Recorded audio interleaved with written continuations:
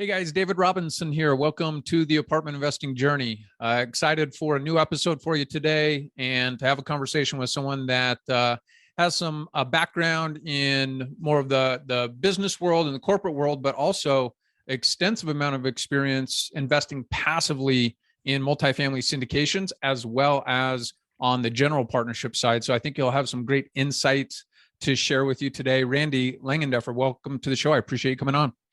David, it's my privilege. Look forward to the conversation. Thanks for having me. Yeah, my pleasure. So Randy is the president of InvestArt Properties. He's been in multifamily real estate since 2014 as both a general partner, key principal in roughly 250 doors, and a limited partner in over 4,000 doors. And InvestArt offers the busy professional who wants to include multifamily in their portfolio an opportunity to partner with experts who are aligned with their investment goals. And so, Randy, that's just a very brief bio. Our podcast is all about the journey. And so we want to hear about this process that you've gone through to get to where you are today. And so if you don't mind, let's back up to when you were first exposed to the idea of investing in multifamily real estate. And let's talk about what that was like for you back then, and we'll take the conversation forward from there. Thanks again, David, and I look forward to it. That one is a memorable one because, like many people, my journey also started out in single family and flipped to multifamily. And I think it became apparent to me when I was working in a private equity job that I knew wasn't going to last forever. And I was reaching a point in my life where I did not want to be displaced because of my income and my age. And so I really wanted to develop a second stream of income and really got focused on passive income and what that means. And so I had a partner, and we had been a hard money lender for a group out of South Florida. At the time, I was living in the Cleveland, Ohio market, successful. But that private equity was winding down. And so on my day job, as you on the intro, I am a W-2 employee still, like many people on the phone or on the call, on the podcast. I have children, other responsibilities. So I'm here to encourage your audience that it can still be done. It may take a little bit longer, but I enjoy it. And during that time period when the venture capital was winding down, private equity, I transitioned to Houston, Texas for a day job. I work in the governance area of corporate compliance, privacy, IT security, and audit services for a large academic medical center here in Houston. And I was introduced to multifamily by attending one of the big national networks, educational groups, Lifestyles Unlimited, one of their meet and greets or one of their mixers, and attended one of their weekend conferences, was in the Lifestyles group for a short period of time, and then transitioned to the Sumrock group in Dallas, Texas. I was there and that's where I really got enthralled with multifamily, is when I really transitioned to this single family stuff is for the birds, for me anyhow, and really liked the multifamily. Today, I'm a coach, and I'm in Rod Khleif's mastermind and a coach in his organization. And so I really enjoy talking to students and people who are wanting to make their impact in this industry. There's always room for one more. And it's so geographically dispersed that you just have to kind of decide what piece of real estate do you want to be involved in. Yeah. Well, and let's unpack a few pieces there. Let's go back to your single family days. And what was the role that you played in acquiring single family? It sounds like you were more potentially on the equity side or even on the debt side. It may have been. Maybe just give us a brief synopsis of what that business was like. And then let's talk about the transition that you made. So hard money lending, for your listening audience, is really just that. It's I had a partner, my brother-in-law of mine, who came to me after attending one of these single family flips educational programs, and he identified a group out of South Florida. So we were the people that financed the deal. We put money up, the two of us, for them to buy a single family home, renovate it, and then sell it. And the process there just becomes It's profitable. It can be very profitable. At that time, that was in, the 2010 time period when there was a tremendous amount of foreclosures across the US. So it wasn't hard to find properties that were being sold at deep discounts in almost any market. And we were concentrating in the South Florida, the Miami-Dade County area, and there was a whole lot of opportunity there. Yeah. And so very simply, they would find a house, they'd come to us, we'd check the comps, we'd put a contractual arrangement around it, we'd put all the money up front. They would make all the enhancements to the house, the home, and it would be sold, and we would collect a straight interest and percentage of interest based upon our investment. And interesting. And what did you like about that business model versus, and I guess compared to what you're involved in today with multifamily?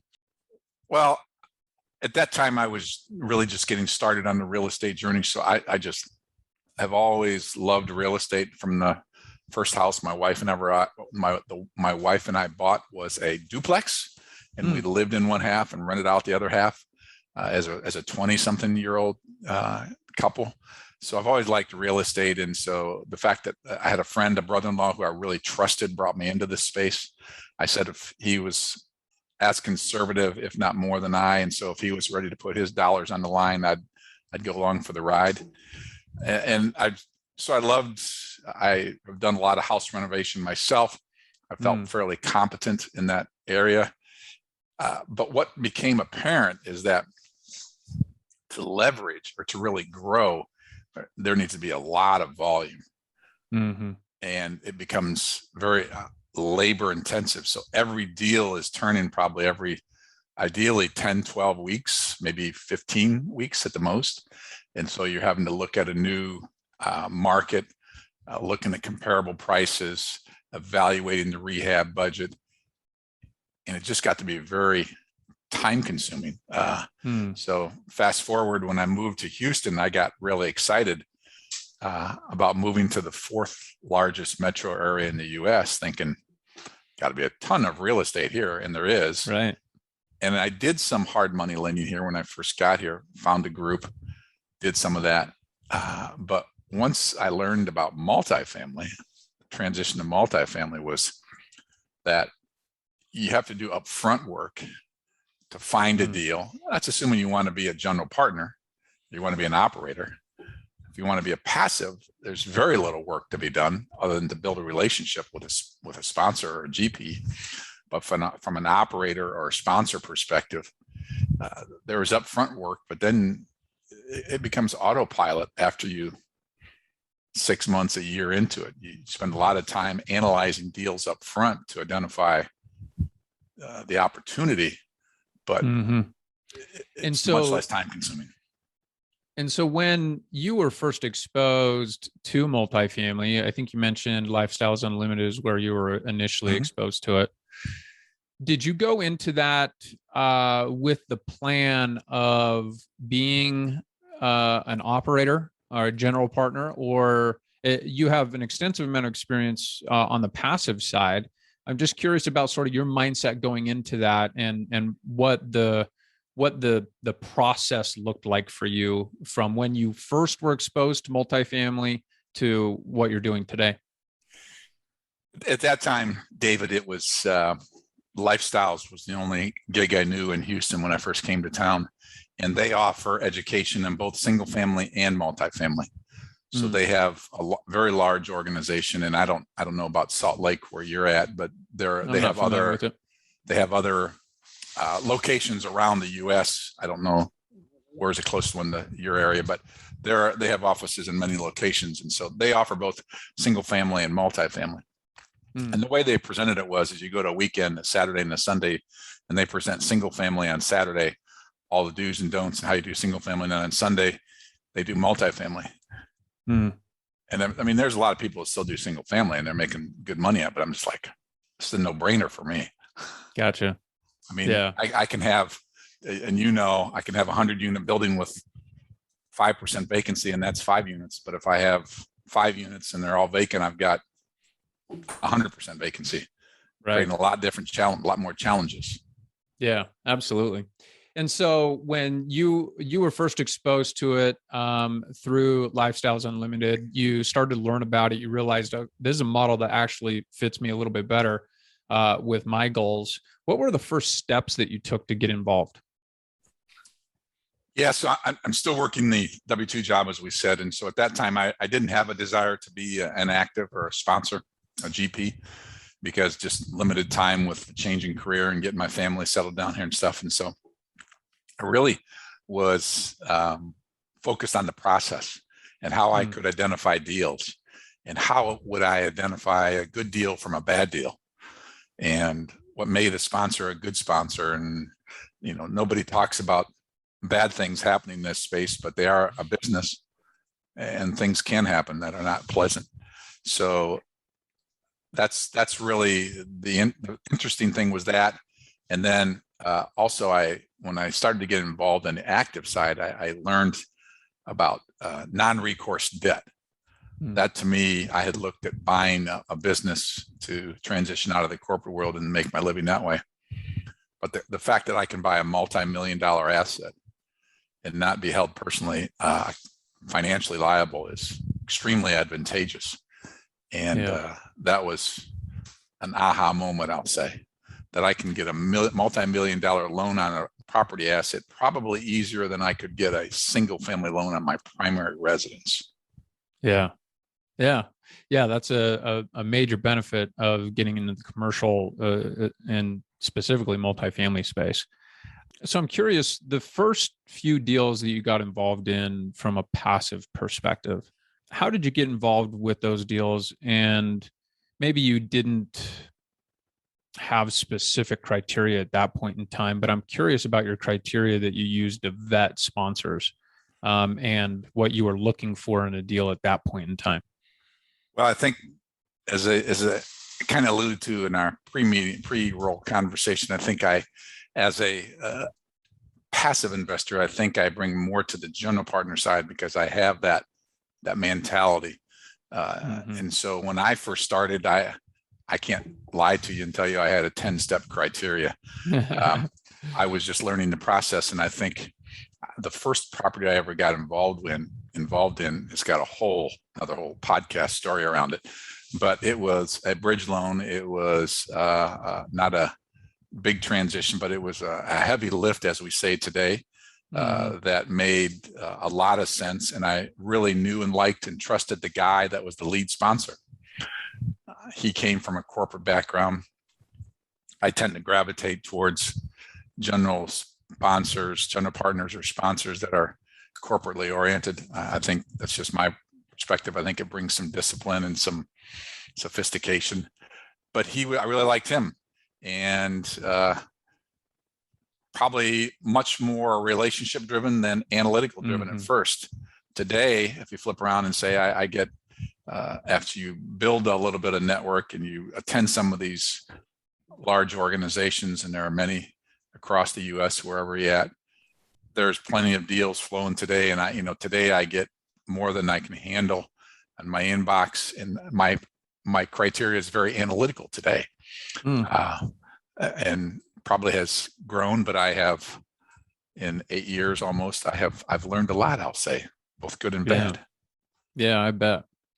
So today, as you push your business forward, are you focusing more on active investing, being a general partner, and less on the passive side, or is it a combination of the both still?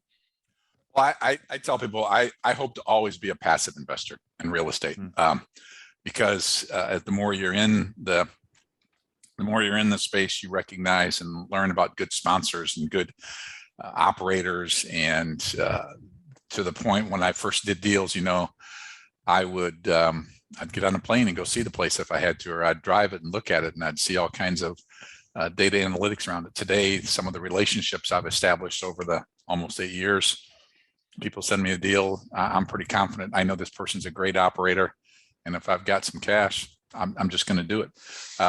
Having said that, though, the majority of the vast majority of my time, to 80% plus, is focused on, as a general partner, finding out properties to potentially acquire, working with another group here in Houston, looking at Houston and San Antonio primarily, and the other tertiary markets within Texas. I'm curious if you can share some insight as to, we have a lot of listeners that have come from many different backgrounds. Many of them are W-2 employees working a corporate career, don't necessarily want to leave that career. Right. They're high income earning, but they do want to be more active than just passively investing in deals. And so what was that experience, or what has that experience been like for you, working a full-time demanding professional life while also being an active investor on the general partnership side of a large commercial deal? Well, it's like anything, I'm sure you can relate. My father once told me, if you find something you love, you never have to work a day in your life. And so, yes, I probably put a lot of time in it, and I'm able to, at this season of my life, nights and weekends. I have the luxury of being able to skip out of the office if I need to an hour early or something and go visit a property. Houston's a huge market. So I spend a lot of time on relationship building with brokers and investors, people that are interested in coming alongside InvestArc and myself, and getting a newsletter and trying to learn the journey. I spend a lot of time with students. I think you would probably relate to the fact that many people have built into your journey, David, along the way, both professionally in real estate and personally. And I'm thankful that there are a lot of people in my life that have done that as well, and specifically on the real estate side. And so I want to give back. And so I get some compensation to do it for Rod's organization, but I spend more than triple time on the phone just talking to people and helping them sort out what they want.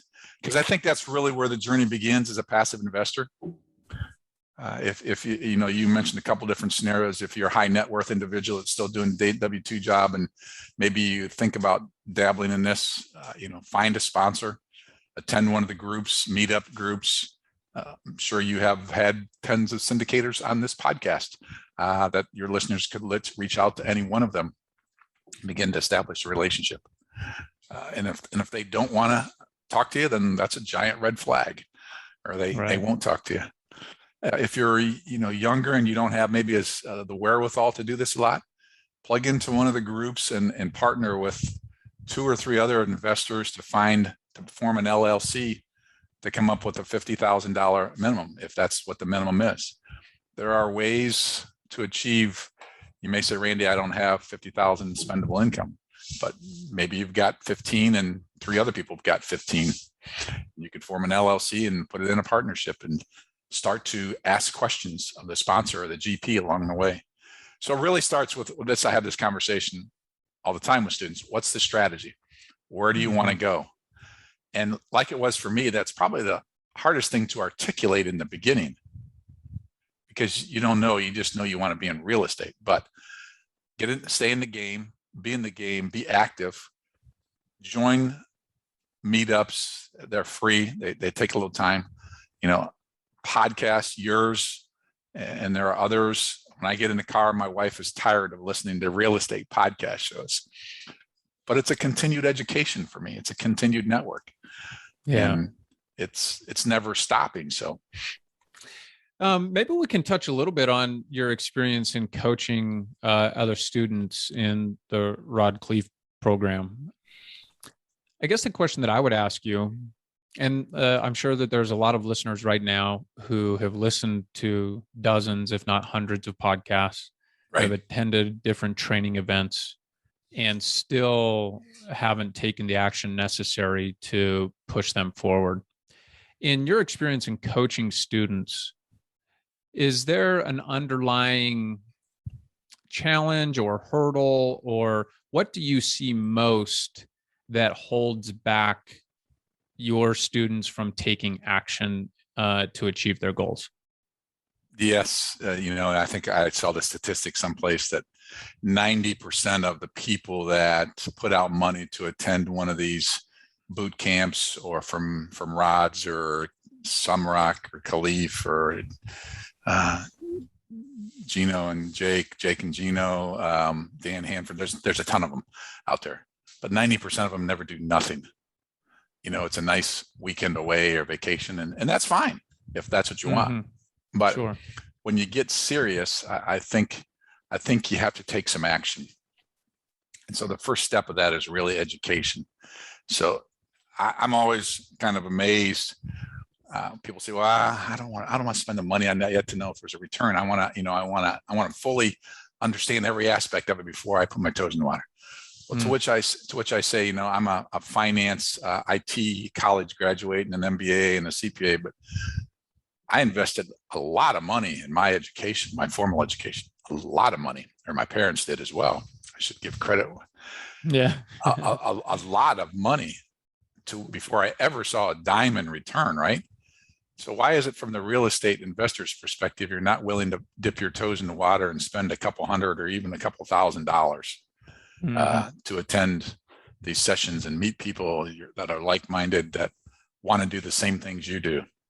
I have a son-in-law I'm trying to get involved in this, who is an engineer and very analytical in nature. He makes me look like a neophyte. And I keep telling him, I said, you're not going to have all the answers, the analysis paralysis. And I think the short answer to I should have started with is human fear that stops people from moving forward, right? And writing a check, because wherever you're at, that's a significant commitment. But Rod's motto is take massive action, step up, and it's the mindset. And this is one I had to get over as a corporate guy, to get over the mindset of being able to do this, right? Many people have gone before us and done this, and so maybe you just want to be a passive investor and you get a very healthy return.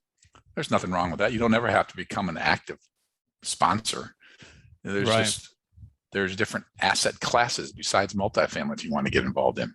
There's nothing wrong with single family either. I choose multifamily, but that's my choice. I know you worked previously a lot in the residential side, and it sounds like you made a pretty good living at it. People can do that, but just analysis paralysis and fear, and you got to get over that. Yeah, absolutely. And listen to this podcast is a good way to start. Yeah, absolutely. I appreciate that. Would you say that, you're a guy that got involved in multiple groups, you weren't afraid to take the steps to surround yourself with people that were doing what you wanted to do. I'm sure you spent a reasonable amount of money to get into those circles. Could you have accomplished what you've accomplished thus far on your own without getting involved in coaching? What are your thoughts on that? That's a great question. My initial reaction is yes, but it would have taken a whole lot longer. So I think the educational programs just help expedite your learning curve and certainly prevent you from making mistakes that rookies and or those with less experience are vulnerable to, because they may not know all the right questions to ask. So I think that learning curve was greatly enhanced. And in my own world of the W-2 and wanting to do this, I'd still be looking at properties from 8 years ago if I hadn't had some of that learning curve. Yeah. So maybe let's transition a little bit here. And you have a significant amount of experience on the passive side. You've become more involved on the active side. Were there any early mistakes that you think, in hindsight, that you made on the passive investing side of those deals that you've corrected, or that you could give our listeners who are just looking to passively invest? Were there any mistakes that you made that you learned from that we could, apply to our passive investing? Couple random thoughts. One is biggest one is I wish I'd have got started earlier. I truly mean that's a mistake. I wish I'd have got started earlier in life. Back to that analysis paralysis, because I'm a finance, risk mitigation, corporate background. That's the lens I see everything through. And so I fell into that analysis paralysis. You may have heard the illustration about ready, aim, fire, those personality types. Well, my bias would be I'm a ready, aim, and then fire. And there are people out there that, fire, then aim, and ready in the reverse order. And so you have to know those biases. That's one of them, to overcome that. I think the other one I mentioned my first passive investment. I looked at the deal sponsor, and that is extremely important for anybody listening. But I should have looked more at the market, the sub-market of where this asset was being bought. I learned that in my journey, but one, I would say get started earlier. Two, the deal sponsor is extremely important, but understand, if you were to call me, I live in Houston. If you were to call me in Salt Lake, I'd call and I'd look to you for education about the Salt Lake market. But if I didn't know David, I would be lost in the Salt Lake market. And I'd just say, well, XYZ is the sponsor. I'm just going to go with him, her. I don't think I'd do that today. Gotcha. Well, and it took some time for you to get yourself to a point where you could underwrite and analyze a market and a deal, but you didn't wait until you had that experience to actually invest in a deal. And I find that as I have an opportunity to interview a lot of passive investors who turn active, is that they have one thing in common, and that is that they're willing and able to take action before they have all the details and all the understanding of how to move forward. They have enough information to make a risk mitigated decision, but they are willing to take on some risk and move forward with the knowledge that they currently possess, because they know that they'll gain more knowledge by moving forward. And it sounds like that was the path that you took. Yeah, I mean, to your point, to your illustration, I mean, people invest in mutual funds all the time. How much do they really analyze those, right? Right. You pick a growth fund or an income fund or some international fund just because of its title. You don't analyze that to death. You know the market segment, and so yeah, I think you're absolutely right. That may not correlate 100% to the multifamily space, but it goes back to taking that first step, writing that first check.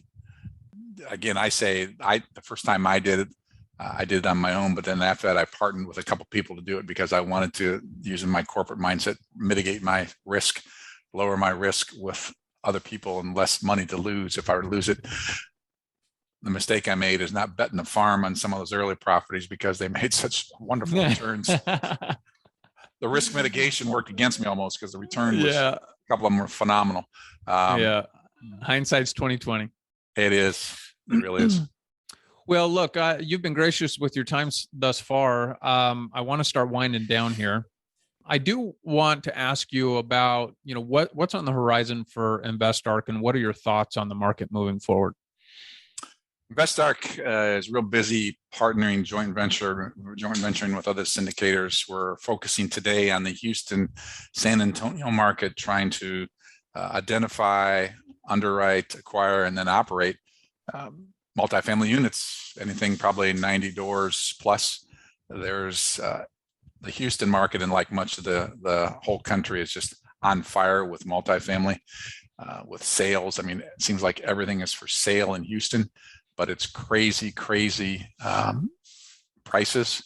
And so we're very conservative in our underwriting, and we want to maintain that. And so what's on our world today is really just meeting investors, hopefully coming alongside people that might be having interest in looking at a property when we have one, and then nurturing that relationship and trying to find the best fit as we go forward.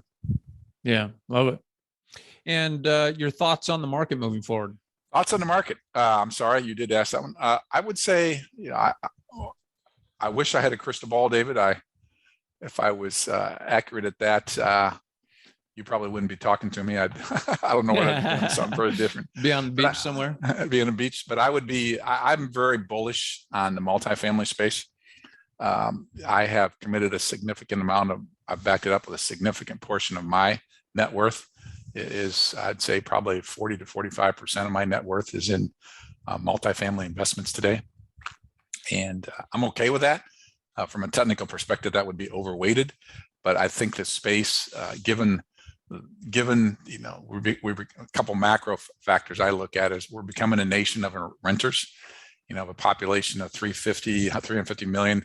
I read someplace like 125 million of those 350 are renters today. Baby boomers are starting to retire and wanting to cash out of their homes and downsize and putting the money to work that they had as equity in their house and other assets. Millennials have some very good incomes, but they may not have the down payment to buy a house. And many of them don't want to live in the burbs anyhow and mow lawns and do maintenance that I've been doing. So there's a lot of macro trends there. And money is so cheap today. There's, the interest rates are down. The government with agency loans are promoting multifamily because they want the masses to have affordable housing. So the B and C class stuff. So there are, I'm sure, something on the horizon, but I'm not wise enough to know what it is or that can pull this down right now. Even if there is a lending crisis as there was in 2008 and 2009, it's not going to be, I shouldn't say a crisis. It's not going to be lender based because of bad bank loans. It's going to be something else like China or Russia going under or a world war or something like that. And I've given up trying to time the market when those things might happen. So I'd subscribe to the fact, when's the best time to invest in multifamily? 20 years ago or today? 20 years ago or today. I love that. Love it. Well, look, Randy, I appreciate your time. I've enjoyed our conversation. Before we go, what's the best way for our listeners to connect with you, learn more about what you're doing over at InvestArc, and potentially either partner with you or invest in one of your future opportunities? What's the best way for people to connect with you? David, I really want to thank you again. It's been my pleasure, but the easiest way to get a hold of me is as my webpage, invest-arc, A-R-K, invest-arc.com. There's a contact us page there. Love to chat with you, schedule an appointment at your convenience, and truly mean offer whatever words of wisdom I may have to anybody in your podcast that wants to talk. I appreciate that. If you're listening right now and you've enjoyed the conversation with Randy today and his story has resonated with you and you'd like to learn more about what he's involved in, click on one of the links in our show notes, reach out to him and connect with Randy and his team. Randy, again, an honor to have you on the show. I appreciate you spending your time with us, and I look forward to connecting with you again soon. David, thanks so much.